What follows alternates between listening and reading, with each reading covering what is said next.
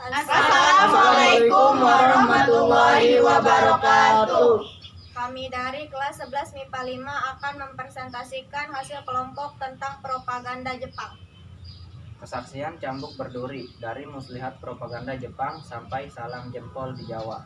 Jurnalis bernama Padengan Cambuk Berduri memberikan kesaksian suasana resah dan sukacita warga Kota Praja, Malang jelang kedatangan bala tentara Jepang.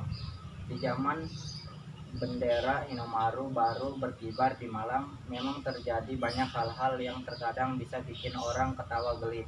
Tulis Cambuk Berduri. Bisa bikin orang menghela napas, malah bisa bikin orang dijadi nyeri dan mengkerik batang leher. Ketika Hindia Belanda tamat, timbul keresahan dan mencekam bagi orang-orang Tionghoa. Kabar kedatangan Jepang itu diikuti dengan perampokan yang sebagai besar tertuju pada rumah-rumah warga Tionghoa. Namun sederet kasus menunjukkan tentara-tentara Jepanglah yang memulai mendobrak paksa toko dan rumah warga Tionghoa untuk mengambil barang. Pemandangan ini menurut Cambuk disaksikan oleh orang-orang Indonesia yang pada akhirnya ikut-ikutan merampok. Kenyataan inilah yang membuat Cambuk begitu yakin bahwa militer Jepang sengaja hendak menumpas orang-orang Tionghoa.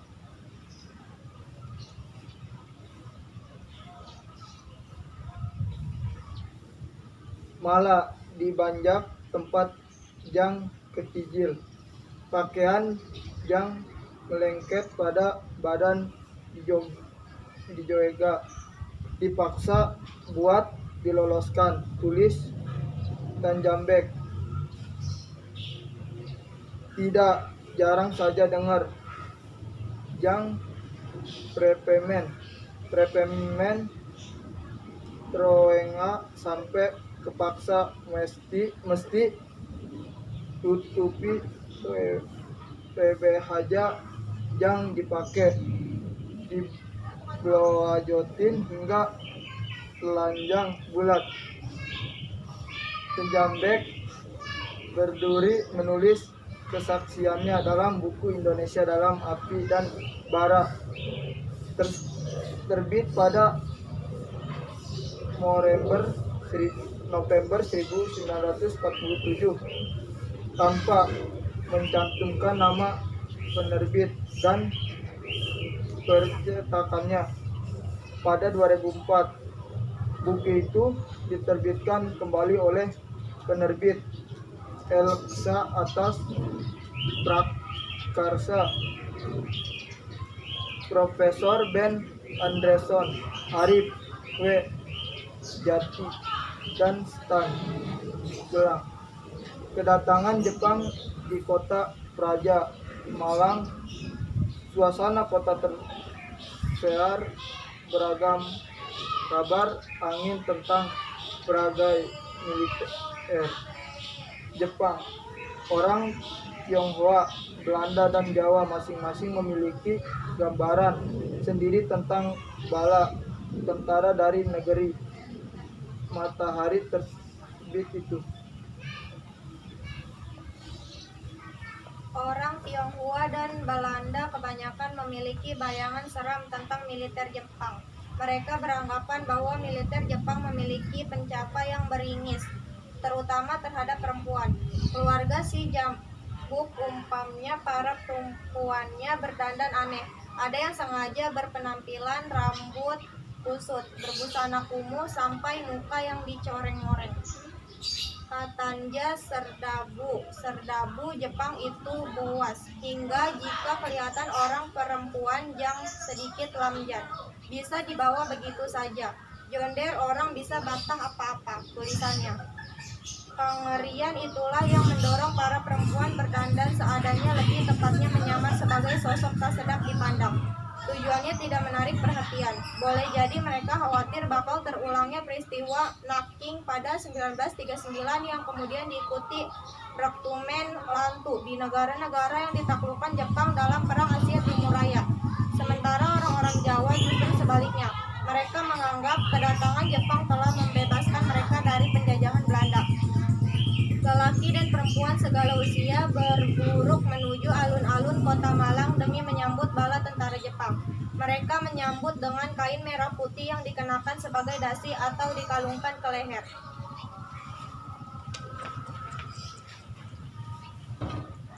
Jang datang itu toj ada saudaranja jang pernah toya dan di mana ada saudara toya jang aja bikin soesa pada saudaranya yang lebih muda. Demikianlah kata-kata si cambuk menggapai propaganda kota ini. Saudara yang justru lagi menanti-nantikan kedatangannya sang Kang Mus Tersinta. Salah satu propaganda Jepang untuk menarik simpati orang-orang Indonesia adalah pengakuan bahwa mereka merupakan saudara tua kita. Pengakuan itu tersiar dan tersebar melalui poster-poster yang ditempelkan di sudut-sudut kota. Bagi si cambuk, propaganda ini sungguh menggelikan. Bagaimana Jepang mengaku sebagai saudara tua orang Indonesia. Demikian pikirnya sampul majalah propaganda Jepang di Indonesia. Jawa Baru. Tujuannya menebar simpati untuk mengajak rakyat Indonesia terlibat dalam perang Asia Timur Raya. Jawa Baru.